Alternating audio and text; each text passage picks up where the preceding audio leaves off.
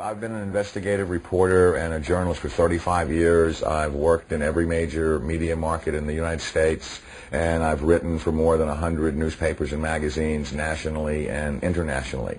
So last September 17th, I became the first journalist in U.S. history to go to the U.S. National Archives and the Library of Congress and pore over the thousands of pages of documents in both places to prove beyond a shadow of a doubt or any refutation of the facts that Prescott Bush, the grandfather of George W. Bush, and George Herbert Walker, his maternal great-grandfather for whom his daddy is named, were Nazi traitors to the country who should have been tried for treason. 2 weeks ago, in early August, a major world newspaper, The Guardian of London, finally got on the story internationally, and they flew a renowned reporter of theirs named Duncan Campbell over to Washington to take me back to the archives and Library of Congress so that they could verify that these explosive documents were real and I didn't have forged copies. Prescott Bush was the grandfather of George W. Bush and the father of George Herbert Walker Bush, and George Herbert Walker Bush is named for his father-in-law, George Herbert Walker. Prescott Bush graduated from Yale in 1917 and was in Skull and Bones with E. Rowland Harriman, who was the younger brother of W. Averill Harriman. The Bush family really had nothing going. They were essentially social climbers and opportunistic people. At the time that Prescott Bush met Dorothy Walker, he was a tire salesman. And George Herbert Walker, as all fathers do when their daughter's going to marry someone, said in his heart, you know, it's not an appropriate thing socially that my daughter marry a tire salesman. So he brought Prescott Bush first into Brown Brothers Harriman and then Union Banking Corporation. In actuality, it was anything but a bank. It was essentially a Nazi money laundering operation that had a lot of tentacles into a lot of different other businesses. They owned a shipping line called Hamburg American Line, for example, which was the first Nazi front business seized, although the line was no longer operational in 1942.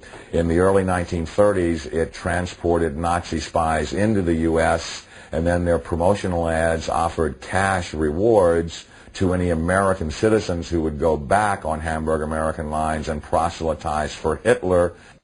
8 months after the U.S. had entered the war, the New York Herald Tribune ran a front-page article, "Hitler's Angel has $3 million in U.S. Bank."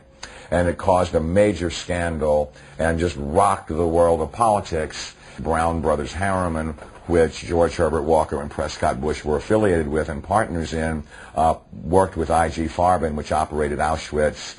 Prescott Bush, he did a number of things that were not only anti-American but were pro-Hitler, and he did all that he could to proselytize for Hitler and the rise of his Third Reich, because the largest client, Fritz Thyssen, of his patron, W. Averill Harriman, dictated what kind of behavior he would practice to enhance his own career. So he was put on the board of directors of Union Banking Corporation, and he was also a shareholder in Union Banking Corporation along with E. Rowland Harriman. But what's interesting about what the documents show is that they clearly state that all of the shareholders were phantom shareholders for Fritz Thyssen and did his bidding directly. So the point I'm making is it's not as if they bought these shares of stock as a passive investment to hopefully profit from the war.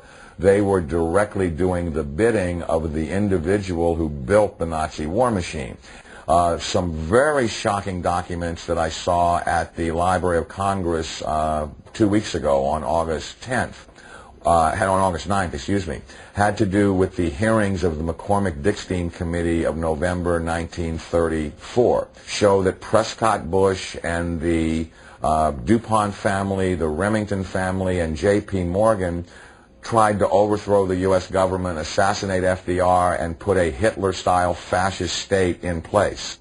I have in my possession testimony from the McCormick-Dickstein Committee in November of 1934 by one of the fascist plotters that they were going to follow Hitler's model exactly and impose martial law on the United States, round up unemployed people that were worthless to the economy and troublemakers and Jews and put them into internment camps.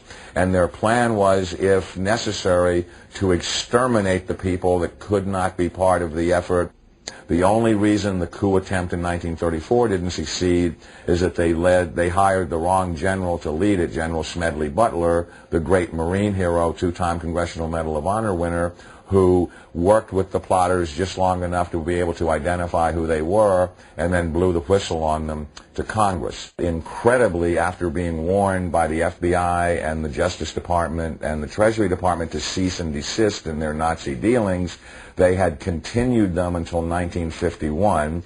There had been 28 additional seizures of Nazi assets and Nazi business fronts between late 1942 and 1951, and that they had moved Nazi assets into Switzerland, Brazil, Argentina, and Panama, and they had continued to do business with their primary Nazi patron, who was Fritz Thyssen, who backed Hitler beginning in 1921 and who was the wealthiest man in Germany, and a steel and coal baron who, with his partner Friedrich Flick, essentially built the Nazi war machine along with I.G. Farben. In 1951, when Fritz Thyssen died in Argentina, Union Banking Corporation was liquidated by the U.S. government, and Prescott Bush received $1.5 million for his holdings in his Nazi business, and that was the beginning of the Bush family fortune for all intents and purposes. George Bush doesn't take his philosophical foundation from the Bible or the teachings of Jesus in the Sermon on the Mount.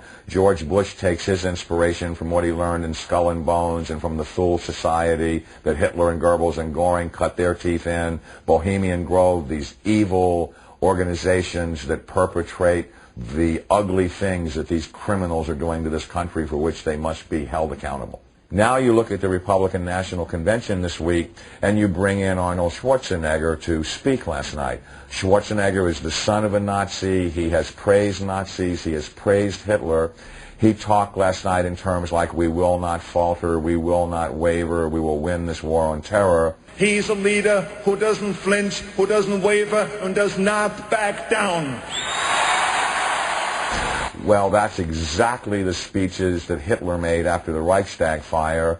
Terrorism and the homeland being under attack are precisely the issues that Hitler used to subvert everything within the German system of government. This is a criminal